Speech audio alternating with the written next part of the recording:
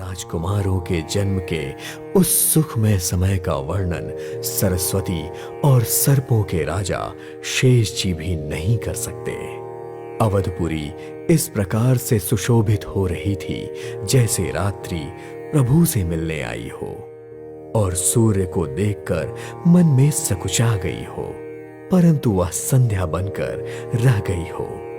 अगर की धूप का बहुत सा धुआं संध्या का अंधकार बन गया था और वहां उड़ने वाला अबीर उसकी लालिमा। महलों में मड़ियों के समूह तारागढ़ लग रहे थे और राजमहल का जो कलश था वह ऐसा लग रहा था जैसे वही श्रेष्ठ चंद्रमा है। राजभवन में जिस कोमल वाणी से वेद ध्वनि हो रही थी वह जैसे पक्षियों की चहचहाहट लग रही थी। यह सब देखकर सूर्य भी अपनी चाल भूल गए। 1 महीना होने पर भी वह अस्त नहीं हुए। माह भर का दिन हो गया। यह रहस्य कोई नहीं जानता था कि सूर्य अपने रथ सहित वहीं रुक गए हैं। फिर रात किस तरह होती और फिर सूर्य देव भगवान श्री राम जी का गुणगान करते हुए चले गए। यह महोत्सव देखकर देवता, मुनि और नाग अपने भाग्य की सराहना करते हुए अपने अपने घर चल दिए। हे पार्वती, तुम्हारी बुद्धि श्री राम जी के चरणों में बहुत भक्तिपूर्ण है, इसलिए मैं अपनी एक चोरी की बात बताता हूं।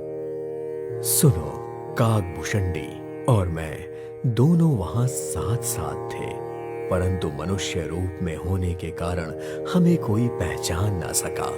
परम आनंद में हम दोनों मस्त होकर गलियों में अपने तन मन की सुध भूलकर घूमते रहे, परंतु यह शुभ चरित्र वही जान सकता था जिस पर श्री राम जी की कृपा हो। उस अवसर पर जो जैसे भी आया, जिसके मन में जो था, राजा ने उसे वह सब दिया। हाथी, रथ, घोड़ा, सोना, गौ, हीरा और तरह तरह के वस्त्र आदि राजा ने सब दिया। राजा ने सबके मन को संतुष्ट किया और सब लोग आशीर्वाद दे रहे थे कि तुलसीदास के स्वामी चारों राजकुमार दीर्घायु हों। प्रसन्नता में पता ही नहीं चल रहा था कि दिन और रात कैसे जा रहे हैं। और नामकरण संस्कार का समय जैसे ही निकट आया, राजा दशरथ ने वशिष्ठ मुनि को बुलाया। मुनि की पूजा करके राजा ने विनती की, हे मुनि, आपने मन में जो विचार किया हो, हमारे पुत्र का वह नाम रखिए। मुनि बोले, हे राजन, इनके अनेक अनुपम नाम हैं, फिर भी मैं अपनी बुद्धि के अनुसार बताता हूं। ये जो आनंद के सागर और सुखों की राशि हैं, जिनके आनंद सिंधु के एक कण से तीनों लोग सुखी होते हैं, आपके उस सबसे बड़े पुत्र का नाम राम है, जो सुखों के सागर और संपूर्ण लोगों को शांति देने वाले हैं और संसार का भरण पोषण करने वाले हैं। आपके दूसरे पुत्र का नाम भरत होगा और जिनके स्मरण मात्र से शत्रु का नाश होता है। आपके उस पुत्र का नाम शत्रुघ्न है और जो शुभ लक्षणों के धाम श्री राम जी के प्यारे और सारे जगत के आधार है। गुरु वशिष्ठ जी ने उनका नाम लक्ष्मण रखा और कहा, हे राजन, तुम्हारे चारों पुत्र भक्तों के सर्वस्व और शिव जी के प्राण हैं। इस समय तुम लोगों के प्रेम के वश में होकर अपनी बाल लीला के रस में ही उन्होंने सबका सुख माना है।